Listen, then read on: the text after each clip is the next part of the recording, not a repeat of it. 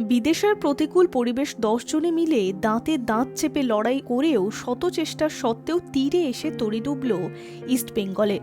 তুর্কমেনিস্তানের সেরা ক্লাব আরকাদাগ এফসির কাছে আন্তর্জাতিক ট্রফি জয়ের স্বপ্ন হাতছাড়া করলেন দিমিত্রিয়স দিয়ামান্তাকোসরা। এফসি চ্যালেঞ্জ কাপের কোয়ার্টার ফাইনাল থেকে বিদায় নিল ইস্টবেঙ্গল। আবারও গোল নষ্টের রোগে ভুগে ট্রফি অধরা থাকলেও লাল হলুদ ব্রিগেডের। কোয়ার্টার ফাইনালে নামার আগে জটিল সমস্যা ছিল ইস্টবেঙ্গলের। যে মাঠে অনুশীলন করতে দেওয়া হয় তার অবস্থা খুবই খারাপ। অসমান মাঠে অনুশীলন করলেও চোট পাওয়ার সম্ভাবনা ছিল।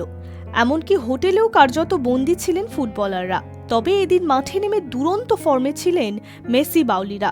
যুবভারতীতে 1-0 গোলে হারলেও এই দিন সেই ফলাফল উল্টে দেওয়ার তাগিদ ছিল ইস্টবেঙ্গলের পারফরমেন্সে। কিন্তু বিদেশের প্রতিকূলতার সামনে লড়াই করলেও শেষ পর্যন্ত হেরে ফিরতে হলো অস্কার ব্রুজোর দলকে। ম্যাচের প্রথম মিনিটেই ইস্টবেঙ্গলকে এগিয়ে দিয়েছিলেন মেসি। দিয়ামান্তাকোসের পাস থেকে আলতো শট করে গোল করেন লাল হলুদের নয়নমণি।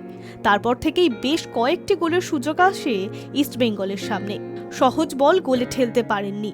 মাঝমাঠ থেকে উঠে আসা রিচার্ডের দুরন্ত শট বারে লাগে। গোল নষ্টের মাঝেই গোদের উপর বিস্ফোরা।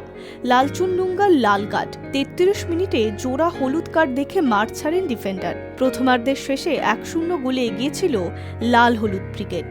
দ্বিতীয়ার্ধের শুরু থেকে রক্ষণ জমাট করে আরকাদাগকে আটকে রাখার স্ট্র্যাটেজি নিয়েছিল ইস্টবেঙ্গল। 10 জনের বিরুদ্ধে খেললেও ঘরের মাঠে ফায়দা তুলতে পারেননি তুর্কমেনিস্তানের দল। ম্যাচের একেবারে শেষের দিকে 87 মিনিটে এসে সৌভিক চক্রবর্তীর ফাউলে পড়ে যান তিরকিশভ। পেনাল্টি থেকে গোল করেন আন্না দুরদিয়েভ। গোল হজম করে কাঁধ ঝুলে যায় গোটা লাল হলুদ ব্রিগেডের। ভেঙে পড়ে ইস্টবেঙ্গলের যন্ত্রণা আরও বাড়িয়ে 56 মিনিটে গোল করেন হাইড্রো। শেষ পর্যন্ত 2-1 ফলে ম্যাচ হারলেন জিকসন সিংরা। সব মিলিয়ে 3-1 হেরে এফসির স্বপ্ন ভাঙল ইস্টবেঙ্গলের।